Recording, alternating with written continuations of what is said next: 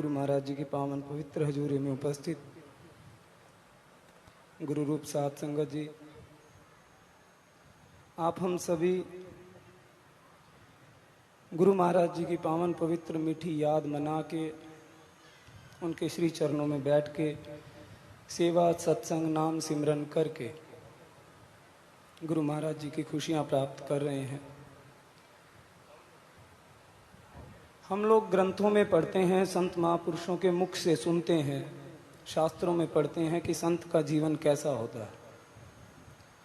लेकिन हम सब बहुत सौभाग्यशाली हैं कि अगर हम ना भी पढ़ें तब भी हमें ये पता लग सकता है कि संत का जीवन कैसा होता है। इससे भी बड़ी बात हमें ये भी पता लग सकता है कि परमात्मा का रूप कैसा होता है, कि ईश्वर का, भगवान का स्वभाव कैसा होता है। हम सब ने वो स्वभाव देखा है, बिना ग्रंथों में पढ़े, बिना किसी से सुने। हम सब ने कैसे देखा है भगवान का स्वभाव या भगवान का रूप? क्योंकि हमने गुरु जी को देखा है, अपने बड़े गुरु जी। उनको याद करना बहुत जरूरी है। उन्होंने जो जीवन दिया, मंतर नामदास महाराज जी, मन ठाकुर दास महाराज जी, हम सब ने, जो मेरी एज की जनरेशन है, उन्होंने शायद दर्शन ना भी किए हों, लेकिन जो गुरु जी हैं उनके दर्शन हम सब ने किए हैं।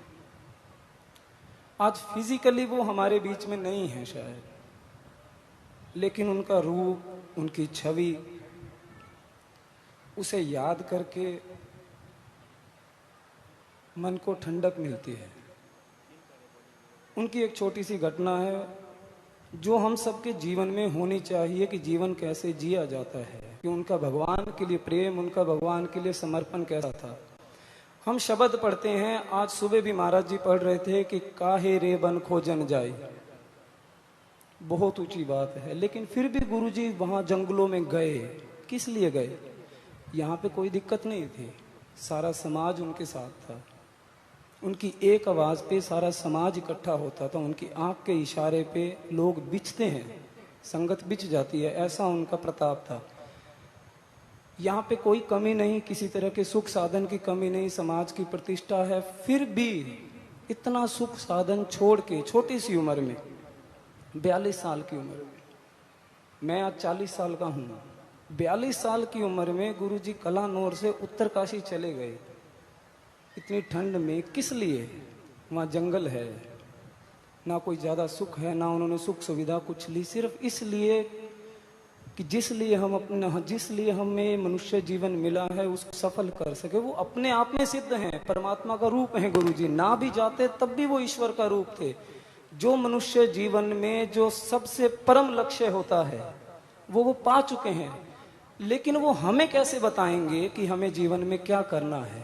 हम सबको उन्होंने सिखाने के लिए कि हम अगर पैदा हुए हैं, हमें अगर मनुष्य जीवन मिला है, हमें अगर भाई सैनदास जी का दर मिला है, भाई सैनदास जी का सेवक होने का मौका मिला है, तो हम इसे व्यर्थ ना खो दें। हम सबको ये सिखाने के लिए उन्होंने इतनी तपस्या की, इतना तप किया। नहीं तो उन्हें कोई जरूरत नहीं है, वो साक्षात परमात्मा का रूप है पहले से ही।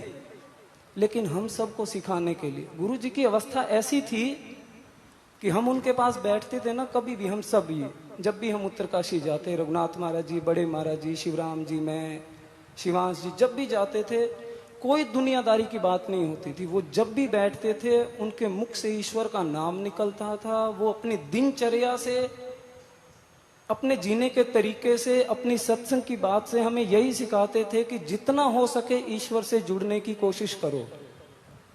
सब चलेगा, सब दुनियादारी फीकी है, कुछ साथ नहीं जाने वाला। जो कुछ है ईश्वर है, जो कुछ है परमपिता परमात्मा है।